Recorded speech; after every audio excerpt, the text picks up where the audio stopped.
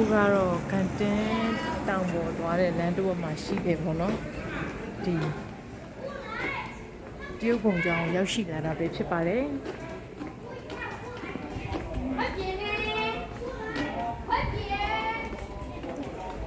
ကျေးပါပဲ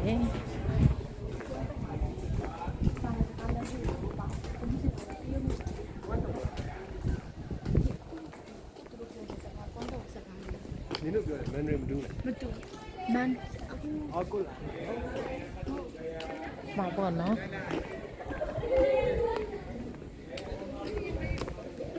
အဲဆိုရင်တော့မလေးရှားကကန်တင်းဟိုင်းလန်းရဲ့သွားတဲ့နေရာမှာရှိတဲ့ရုပ်ပုံကြောင်းပေါ့နော်ဆိုရင်တော့ဒီမှာပေါ့နော်ဒီမှာပေါ့နော်ဟိုမှာ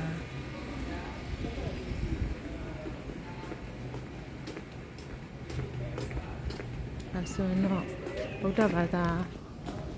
ဖရာပေါ့နော်အောင်းပါရဲ့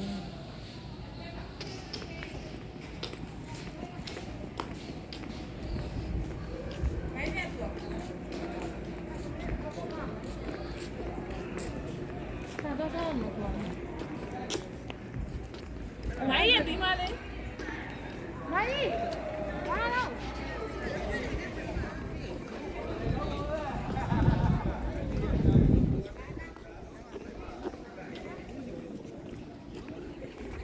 ဒါတော့ကျမကဒုတိယမြောက်တစ်ခေါက်ရောက်လာခြင်းပဲဖြစ်ပါတယ်။ဟိုမှာဆရာတော်ပါ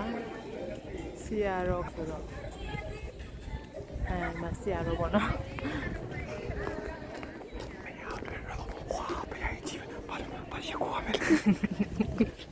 结果也非要不服了。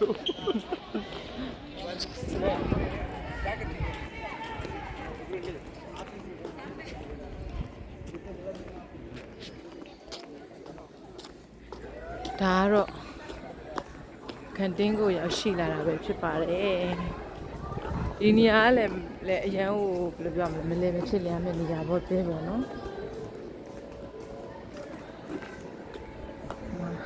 တော်ရီတောင်းနေတဲ့အရန်ကိုတာယာလှပပါလိမ့်ရှင်